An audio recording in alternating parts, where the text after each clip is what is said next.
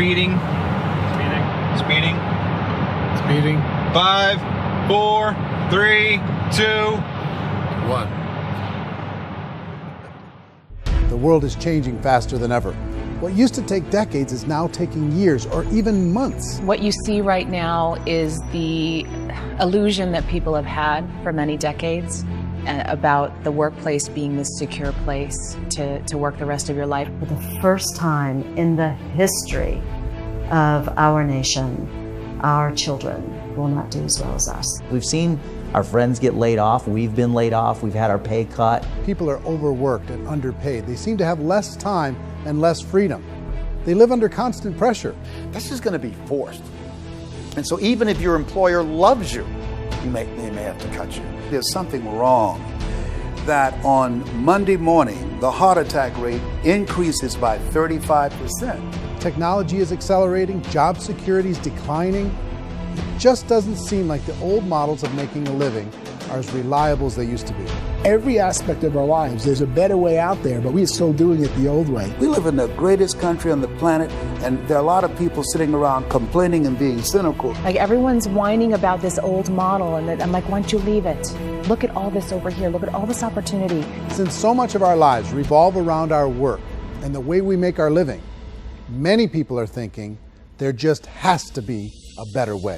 The biggest challenge facing our world today is not making money, is what are we going to do with all the displaced, unemployed people? People are afraid that they're going to make the wrong decision. People are afraid of the unknown. People are afraid that maybe I don't have the skills. Hey, sports fans, industrial age is over. It's dead. It's dying.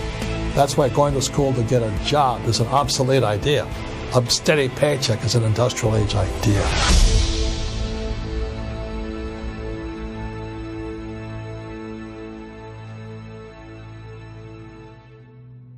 It's the search for answers that has brought us here together today.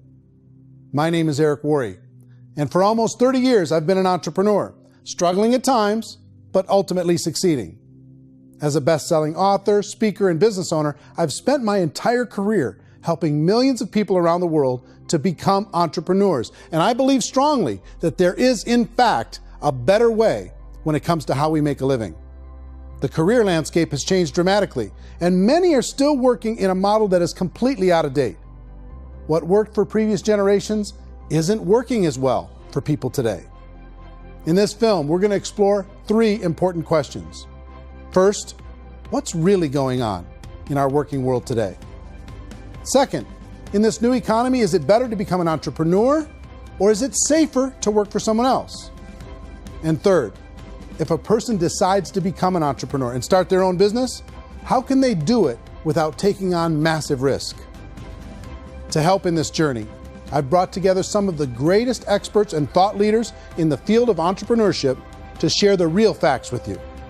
My intention is to give you new information that will allow you to make choices that are not limited by an old, outdated model. Let's start by understanding what's going on in our working world today.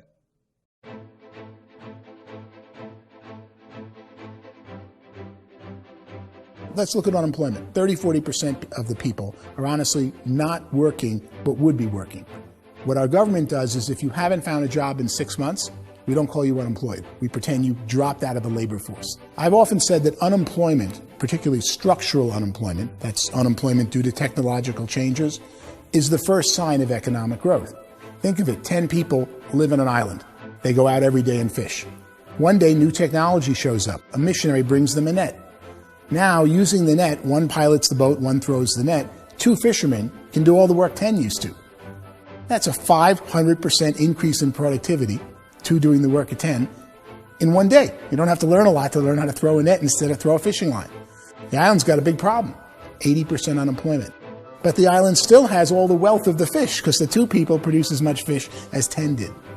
Now, of course, looking back in history, these changes used to take thousands of years.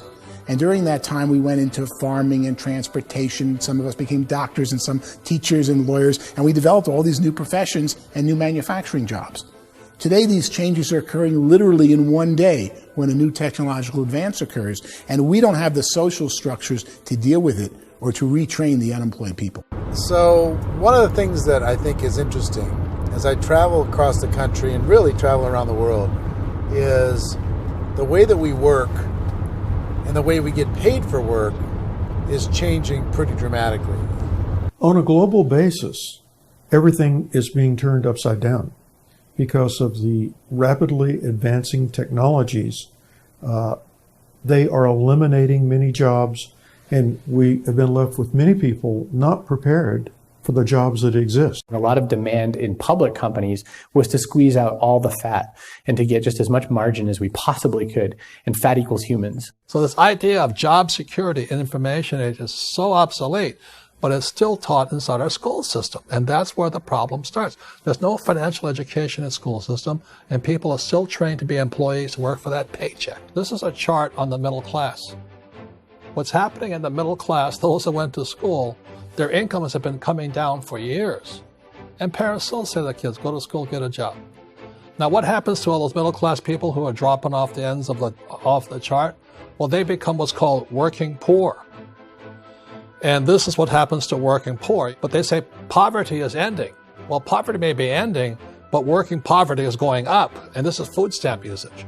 So food stamp usage in America is going through the roof right now because people cannot earn what they call a living wage. Most people have experienced financial pressures that I think are probably greater than they have been in the past. If you're not working for yourself, then it's going to be a pretty hard road for a lot of people. Today, if you're going to control your future, the 40-40 plan is gone where you can graduate from college and get a job and work for 40 hours a week for 40 years.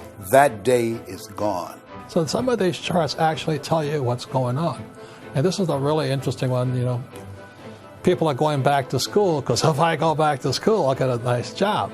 But this is what's happening to, it's called Sallie Mae, which is the student loan guys.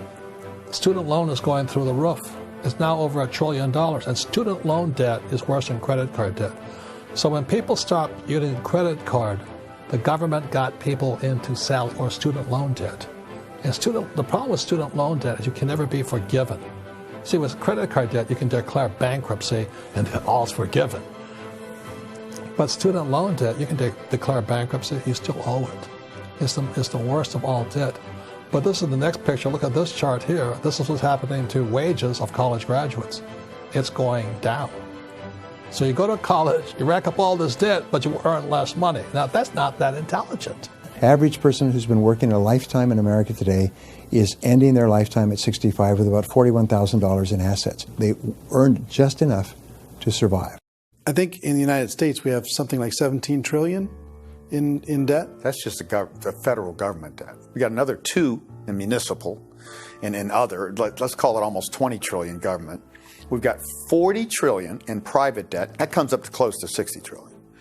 When you then add something we never had before, what you were talking about, when we look at the unfunded portion of Social Security and primarily Medicare, Medicaid, that at the most conservative estimates from outside firms, Kleiner Perkins, 67 trillion and growing. That's more than all our other debt. There's less conservative estimates that say it's 84 trillion or higher. I added up conservatively $127 trillion in total debt. Debt is a financial drug. When you take it to excess, it's like taking a drug. Yeah, it makes you feel better, it enhances your performance, but at a huge cost, eventually it kills you. And so that's what happens. We keep doing more and more debt, and you get less and less results, just like a drug, until the debt gets so high that it crushes the whole system. That's where we're at, 8.2 times GDP. You know who I feel sorry for? I feel sorry for the person who dreads going to work, who is sick to their stomach on Monday morning, who hates their alarm clock, who gets a little glimmer of hope on a Wednesday because it's hump day and says, thank God it's Friday. And they live for those 2 days a week where they get to be themselves and they don't have to be around people they don't like, and they don't have to play the political game in the office, and they don't have to live this half life.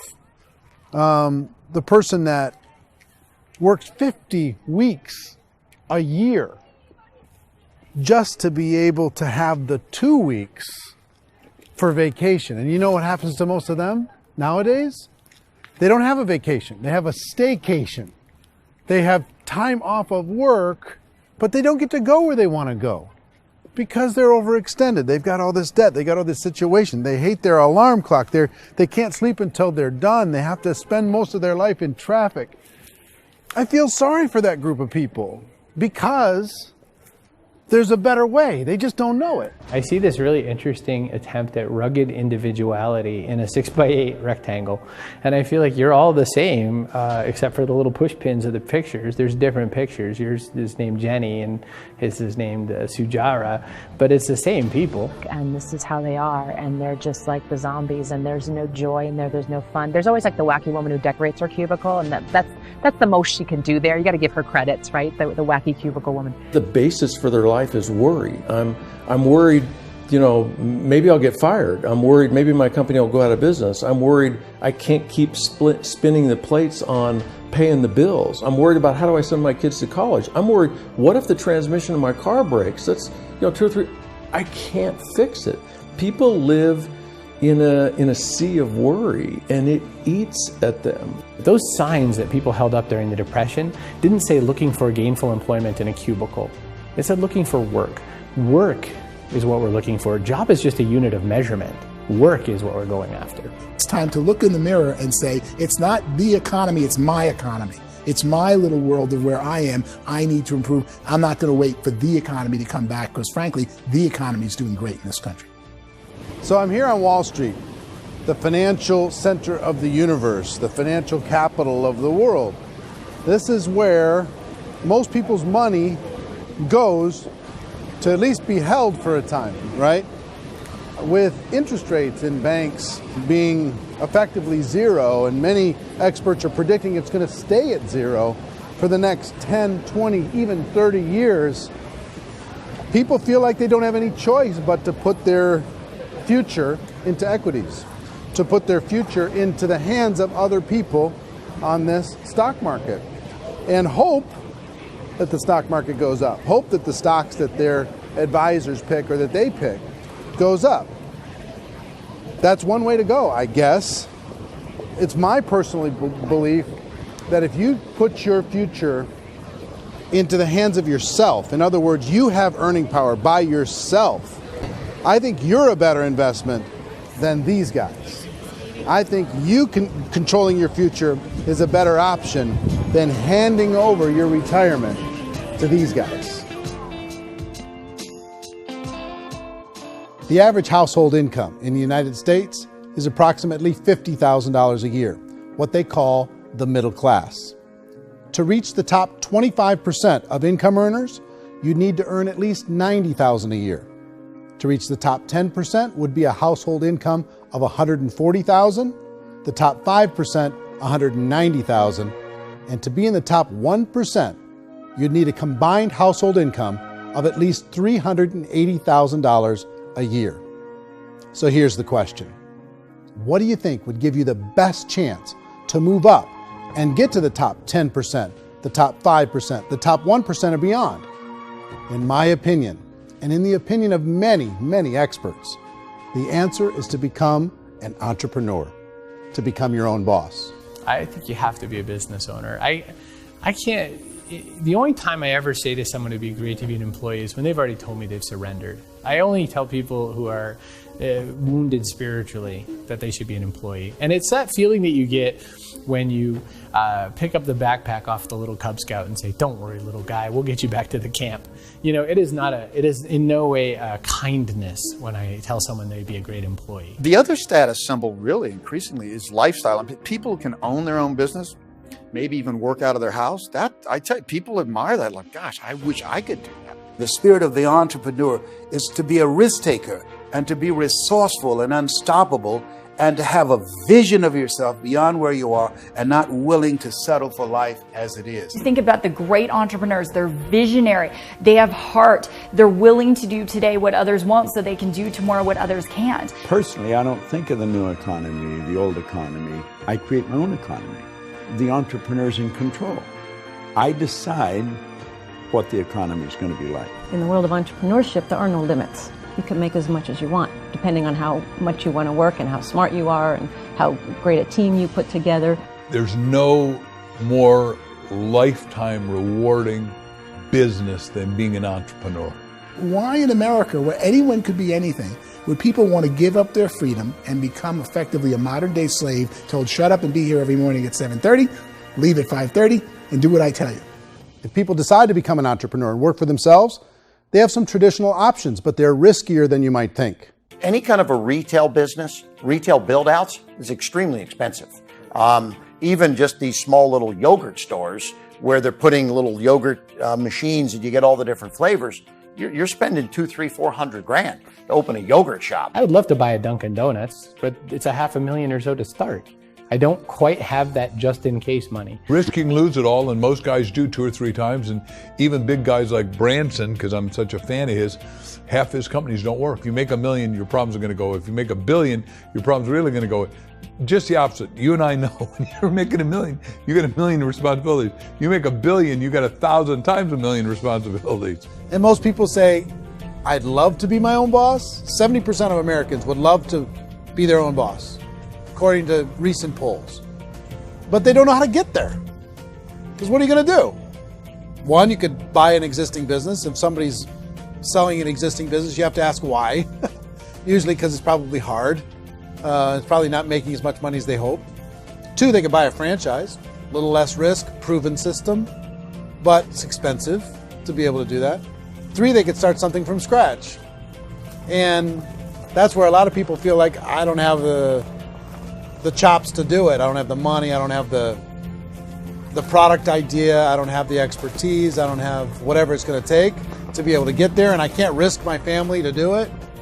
So, 4th, they could become an investor.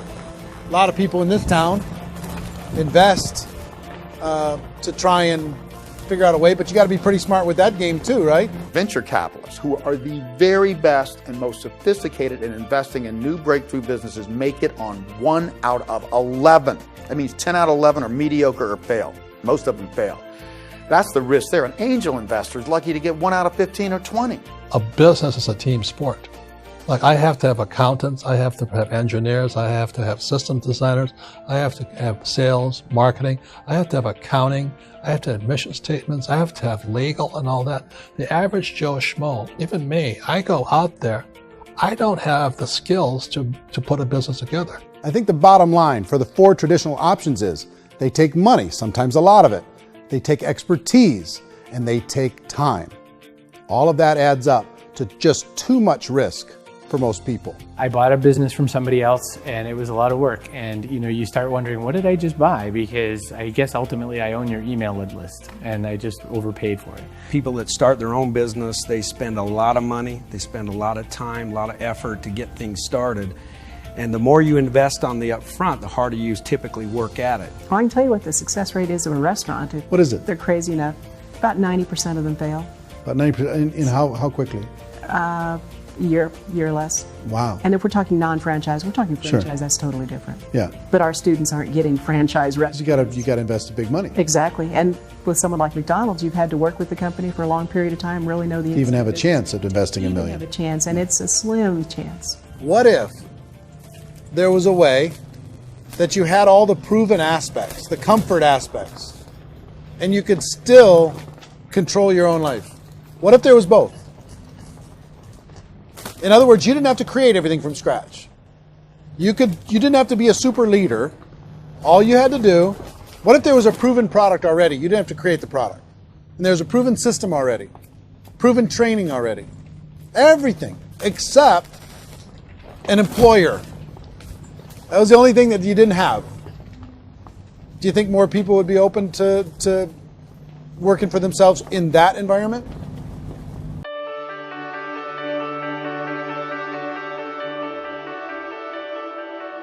In our search for a better way to make a living, we've come to the conclusion that becoming an entrepreneur is actually safer than being an employee. And through our look at the entrepreneurial options, one particular path kept coming up from expert after expert. And I think most people will find it surprising because it's certainly a non-traditional business model. That model is for people to start their own business and become an entrepreneur through the creation of a network marketing business. Some people call it direct selling because the product is being sold directly from the manufacturer to the end consumer, cutting out the middlemen. Other people call it multi-level marketing, or MLM, because there are multiple levels of commissions paid. The most common term today is network marketing, because network marketing best describes using a large group of independent distributors, independent entrepreneurs, to move a product or service more efficiently. So my friend here, Donald Trump, and I, we always write about the network marketing industry. And the reason we support the network marketing industry is because it really is a business school for entrepreneurs. Because most people come out of school looking for a paycheck. Oh, that's terrible. I went to network marketing like that. I think if it didn't exist, we should invent it. It is that good. I think direct selling is a great way to do business today. It's very easy to get into that industry, and you can be self-employed, be, in effect, an entrepreneur. When we see multi-billionaires adding network marketing companies to their portfolio of companies, that would be a clue. When we see people who are very famous authors and very famous business people endorsing the industry, that would be a clue. These network marketing companies aren't $50 million companies. They're billions and billions of dollars. They lead the stock market. They're major companies. When we're going to get it? You know, and you're going to school to work for a paycheck. But if you want to be rich, be an entrepreneur. And network marketing gives you the spirit to be an entrepreneur.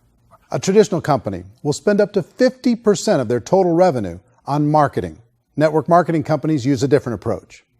Instead of having all that extensive marketing expense, they utilize a network of independent distributors to do the marketing for them. Now, why do they do this? First, because word-of-mouth advertising is so much more effective today than traditional media advertising. Second, some products need to be explained or demonstrated, and an independent salesperson can do that more effectively than an ad campaign. Third, it's completely efficient. The company only pays for the marketing of their product if a sale happens and not before. Imagine if Amazon allowed you to become an independent distributor and paid out 40% of its revenue to that distributor group. All you had to do as a distributor was recommend a product, and if a person bought it on Amazon, Amazon would take care of all the logistics, and you'd get paid for bringing the customer. Now imagine you got paid for every purchase that customer made for the rest of their lives. Well, Amazon doesn't offer this option, but network marketing companies do. 85% of all buying decisions in our society are made as a result of word of mouth or reputation. We're recommending things to each other all the time. You know, who's your dentist? Who's your doctor? Who's your lawyer? What detergent, are you using? What legal system are you using? What product are you using? We're talking to each other about the things that we love anyway. When you go into a big box retailer, you're lucky if the clerk looks you in the eye, much less gives you any detailed or accurate information about what you're purchasing. So of course, this personal information, this education coming from a friend, a neighbor, a relative, or even a stranger, but one who has experience with the product is extraordinarily valuable. As a matter of fact, network marketing can educate consumers probably better than any other form of marketing. It certainly can do better than advertising, because advertising usually has a certain hype to it, and you can only get limited information. So, network marketing trumps advertising. If you were a typical sales company and you wanted to sell $1 million a month worth of product, you might go find 100 superstar salespeople. The quota would be $10,000 a month. So network marketing as a distribution system just flips the numbers. So we use 10,000 happy, raving fans of a particular product, and we don't concern ourselves so much with how much product each one of them individually sells. If they sell just $100 or $200 a month, and there's 10,000 of them, you're selling $1 million to $2 million a month worth of product. And that's the best way I can explain how network marketing works. This is the marketing arm of the company. There's not money being wasted on bricks and mortar. There's not money being wasted on inventory that's sitting stagnant somewhere. There's not of employees standing around that don't have customers. These are people that are going to connect with customers. These companies allow people to become independent distributors for extremely low cost and with no minimum time or sales quota. Essentially, they own their own business and can provide as much or as little sales as they choose. In other words, the distributor gets all the benefits of traditional business ownership without the risk. The advantage of network marketing is the ease of entry, the low risk, and the low startup cost, because almost everything else has very high risk. You can get in for a minimal investment. You're buying into a system that's already been proven, products or services that have been proven to work. The keys to network marketing is providing an opportunity for the masses to get involved, providing an opportunity for the average person who doesn't have the resources to start their own business. All of this so far is fairly straightforward, but network marketing offers another benefit, and it's this benefit that makes it so interesting for entrepreneurs. Network marketing allows a distributor to build their own network of other distributors and then compensates them on the sales created by that entire group. Direct selling is, at its base, very simple. It's the sale of a product or service to an individual on a face-to-face, one-on-one basis, just the way we're talking right now. But there's an important element as well, and that's the offering in conjunction with that sale of product, the offering of an opportunity for someone to make something of themselves. No matter what your social status is, no matter what language that you speak, I mean, look how many unbelievable people are becoming successful that speak every kind of language out there. What an awesome gift to give the world. Instead of having to work your way up in a system and prove that you could be a sales manager, they just decided everybody can be a sales manager. Everybody gets to build a sales team from day one. And so what that brought into the system of growth as a direct selling company is the concept of compounding or geometric progression. Because now you can actually grow sales force very quickly because everybody is enrolling people in their own sales force. People who are like, oh, this is weird, I'm building a sales team, or what do you think you do at a regular company? How do you think a regular company works? Network marketing is the only industry that doesn't say your past determines your future. It looks at your past and says, okay, now what can we train you to do so you can have a great future? Every other employer out there wants to exploit you for what you already know, not teach you something new. Network marketing has the potential to save the United States and the world, because it's going to teach people not to be employees, but to be entrepreneurs.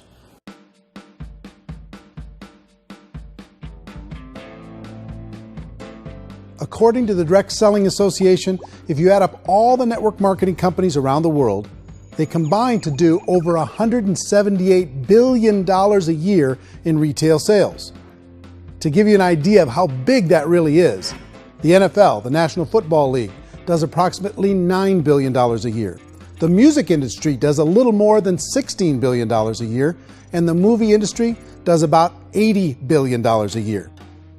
Using a conservative average, network marketing companies pay their distributors about 40% of that $178 billion in the form of commissions, which adds up to more than $71 billion a year.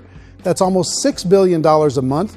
It's almost $200 million in commissions every single day.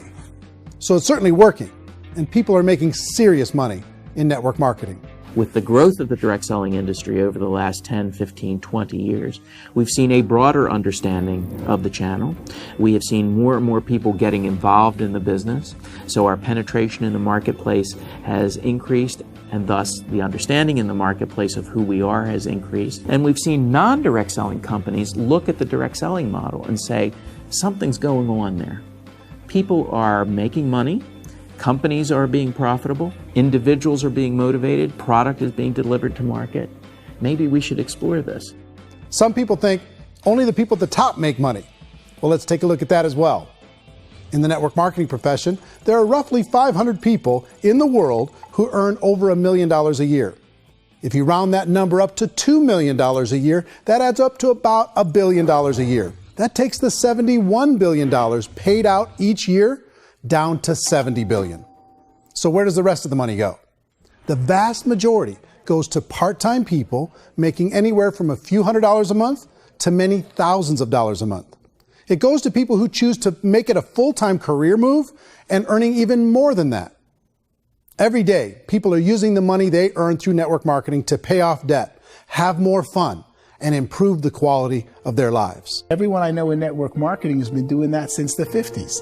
They go to work when they want to go to work. They stop working when they want to take time with their children to have a leisurely breakfast and discuss issues and drive them to school. They go back to work when they get home, wherever they're working out of. The biggest thing that I've seen is people that have become much happier in their life. MLM has probably made more millionaires of more people in more countries, and I've spoken to them in 67 countries, than any other single form of business, starting from nothing. If they have a choice between working a job for the next 10 years or working a network marketing business for the next 10 years, the result of working the network marketing business will be better.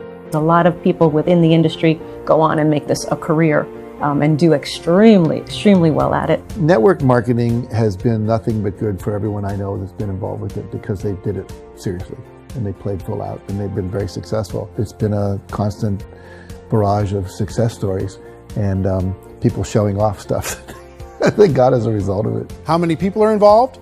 Approximately 16 million Americans and 96 million people around the world are currently participating in network marketing. And in a recent poll, 82% of those people report a good, very good, or excellent experience with network marketing. So people are happy.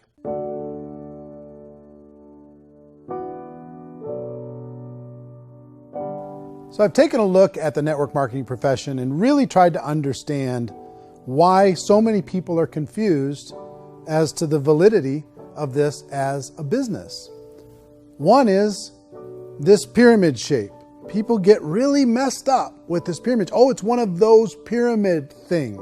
So I just think there are a lot of haters out there who really don't understand the industry and say, oh, it's a get-rich-quick scheme. It's a pyramid. Well, corporate America is a pyramid scheme. You know what I mean? It goes like this. You have thousands of MBAs, let's say working for Ford or General Motors or Coca-Cola. If all these MBAs, they're all trying to get to here, that's a pyramid. Only one guy's going to make it. Every 10 years, one's going to make it. Whereas you look at network marketing, it's like this. So you're here, and your job is to develop other CEOs coming up behind you. So it's an inverse pyramid. In network marketing, it's a very simple concept. If you sell product, you get paid. It is paid based on production. There is no first mover's advantage. There is no investment component where the more somebody spends, the more they're entitled to make. So the two are polar opposites of each other.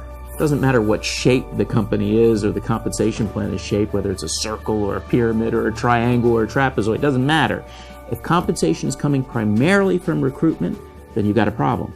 On the other hand, if an operation is basing their compensation to participants on the basis of sales, even when those sales are generated by people you've recruited, well, then you're a perfectly legitimate enterprise. That's the legal test, it's the practical test. Another issue that's been true in the past that is no longer true now is people used to be in network marketing loaded up with products that they couldn't sell and they ended up a loser. They ended up with a bunch of product in their garage, they ended up a bunch of products sitting in their kitchen shelves or whatever, and they thought they could sell it and then they weren't willing to or able to sell it and they ended up with a bunch of stuff and they were bitter about it. There was this thing called front loading where you had to buy if you bought $25,000 worth of product, you got better commissions and all this. Today, it's almost all done by computer. It's direct mail, comes from a warehouse somewhere else. You don't have to have all this inventory. You don't have to stock up. It's a paperless world now. Most of it's done online. You have a back office. It really works. And the technology has changed everything. Third issue is people start talking about 99% of people in network marketing don't make any money. Well, we've talked about that over the course of this journey together. Almost $200 million a day is being paid out to network marketing distributors around the world. The naysayers, the people who say that it doesn't work, are usually the ones who just don't know how to make it work for themselves. And so they're giving you an opinion, and I tell people, don't confuse people's opinions with expertise, because opinions are free. And don't confuse sincerity with the truth, because people could be sincerely wrong. But here's the reality inside of network marketing. The vast majority of people that get involved in network marketing just become customers, and they get involved to be able to purchase product at a lower price. If you take Costco as an example, if a person goes into Costco and gets a membership to Costco so they can get a lower price on the product, we don't call that person a loser because they have a bunch of product that they walked out with a smile on their face. Yet when some people want to take a look at network marketing, they say, well, those people, they're just using the product and they aren't earning an income, so they must be a loser. They're not a loser, they're a happy customer. That's the vast majority of people that are involved in network marketing. Now, a smaller percentage of those people decide to go build a business. They earn $300 a month, $500 a month, $1,000, $2,000.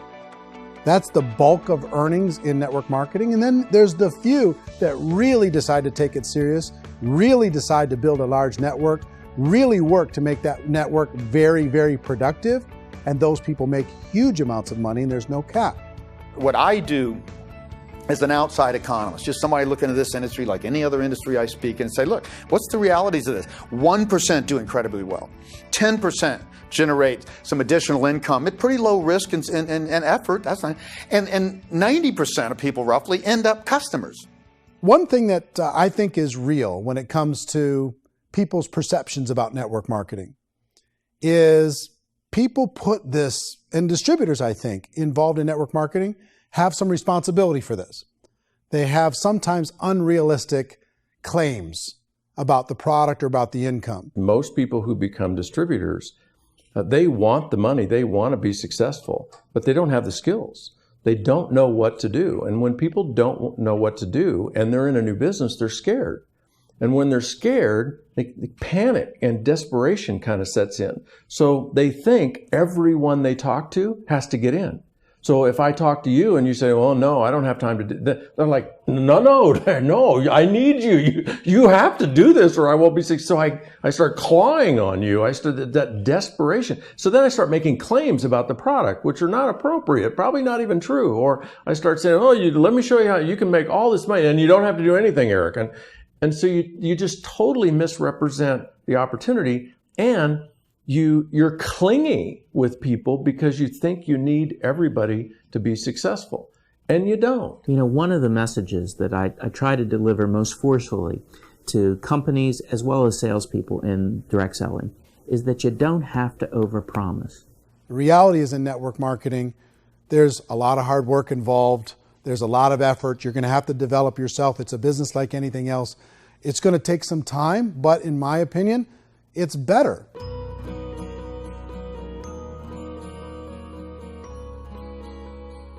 It's light years better for people starting today than it was even 5 years ago. I think it's more widely accepted now, and people understand it is a business. It is being an entrepreneur. It is being a business owner. Our belief system is based upon our evaluation of something.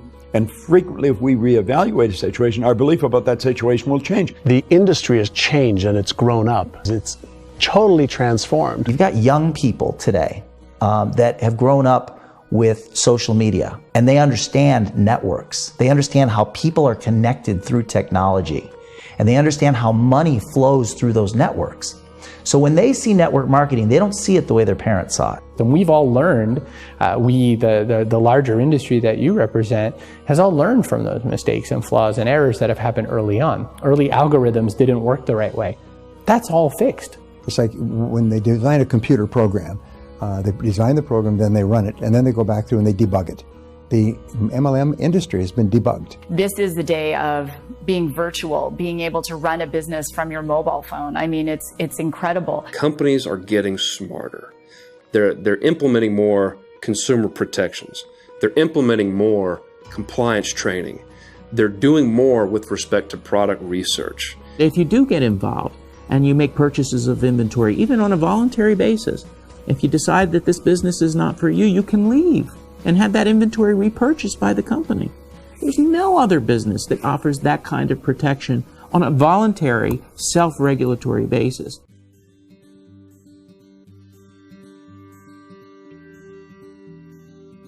If you decide to look further into a network marketing business in order to generate more cash flow for your family, I would recommend reviewing the following 4 elements.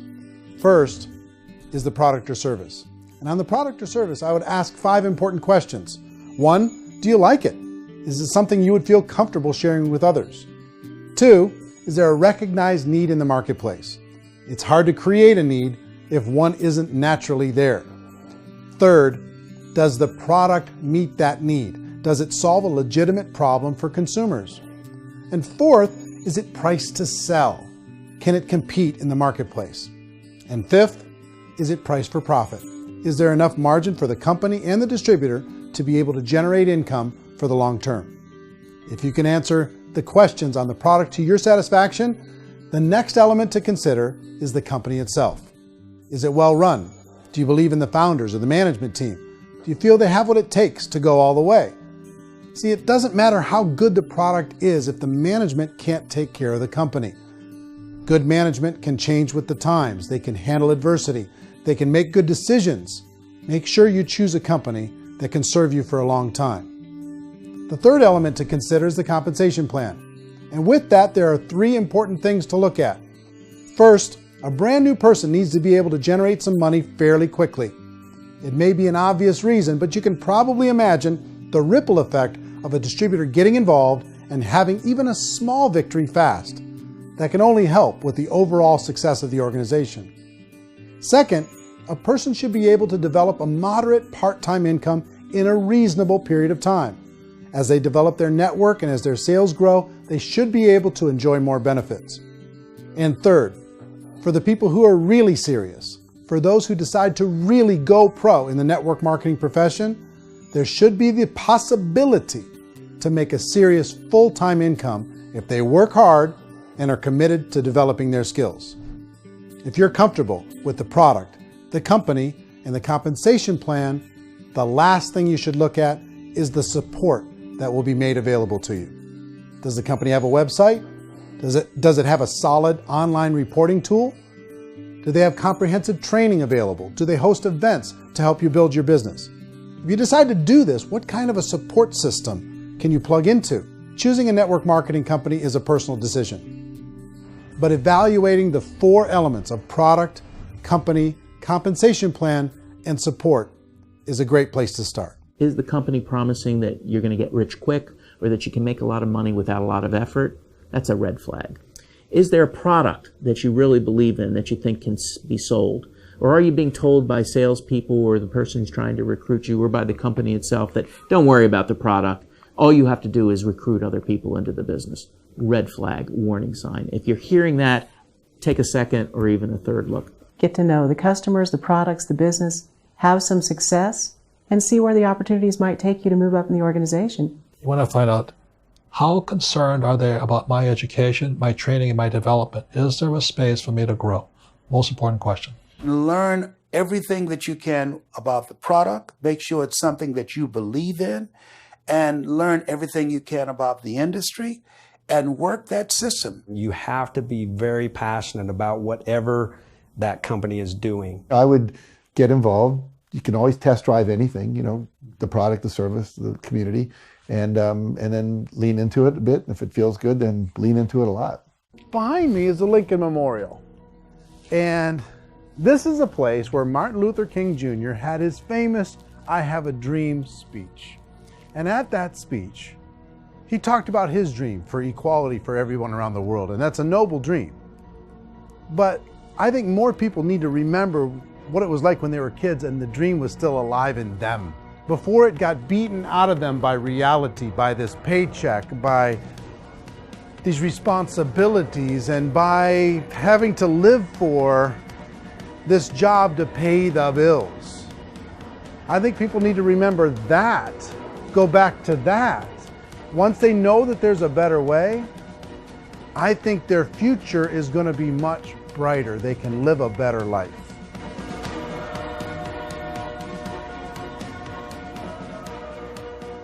So if you're considering getting involved in a network marketing company, let me offer you just a few pieces of advice. First, network marketing isn't perfect. It's emotional, it's challenging. Like any entrepreneurial venture, it can have its up days and its down days. But if you have an entrepreneurial bone in your body, it's just better. Second, if you're going to do it, decide to be professional. Decide to go pro. It's better to do that than just be this amateur sticking your toe in the water. Third, as any professional, you're going to have to learn some new skills. And I promise you, inside of the network marketing profession, they're not too difficult to learn. Fourth, like anything worthwhile, it's going to take some time. Don't expect that you're going to get to the finish line right out of the gate. And fifth, it's worth it. It's worth it.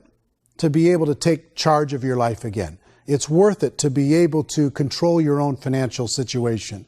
It's worth it for the people you're going to be able to spend time with. It's worth it for the things you're going to be able to see and the experiences you're going to be able to experience. It's worth it for the causes you're going to be able to contribute to, the lives you're going to be able to touch, the customers you're going to be able to help, the friendships you're going to be able to develop. I promise you, it's worth it. Remember, most people are searching for answers just like you are. But I do have to tell you the catch to network marketing.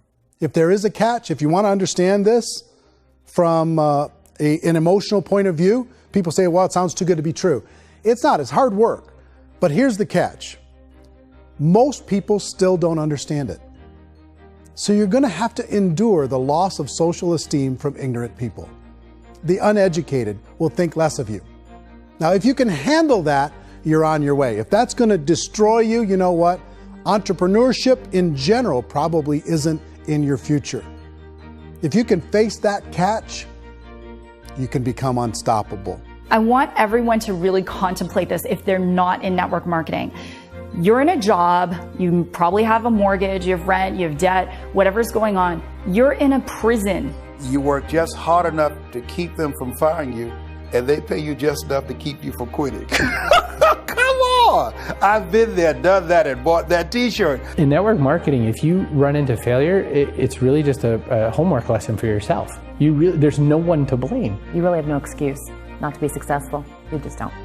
People don't want to hear that, but there's so much available to you. If you want to be a good network marketer, be a student to the people above you, be a fellow traveler to the people on the same level, and be a teacher to those below, and know when it's appropriate to do which. People who are not afraid of asking people to buy things, or not afraid of persuading people with the chance they may say no, these people own the future. Nothing happens until something moves. So you got to go move, you got to go do something, or nothing's going to change in your life.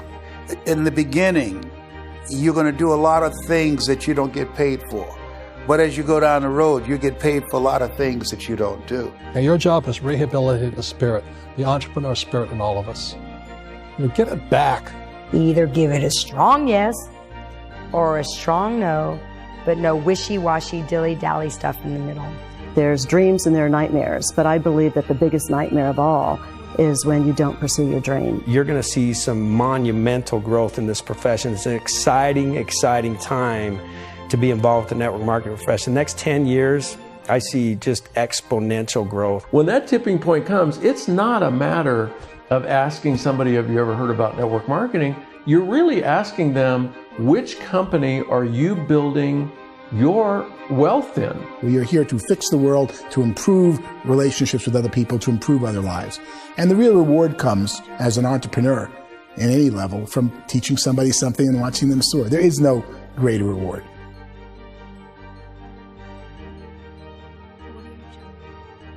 Life's too short to spend it living someone else's dream instead of your own. It's too short to spend it living at a fraction of your potential. Can being an entrepreneur be a challenge at times? Sure. But here's what you get in exchange. It can be yours. Something that you built, something that you created, something that you made happen.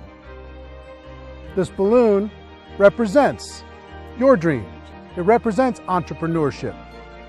My wish for all of you is that you would reach out and grab it.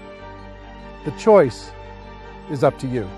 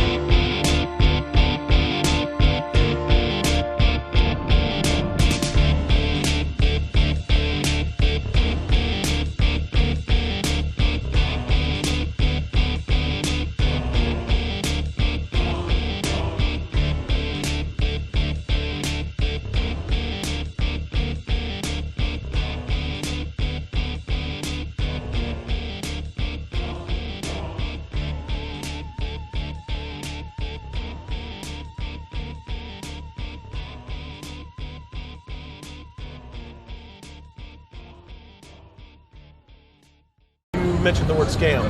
Why did you mention the word scam? The only reason it is a scam is because... That's terrible.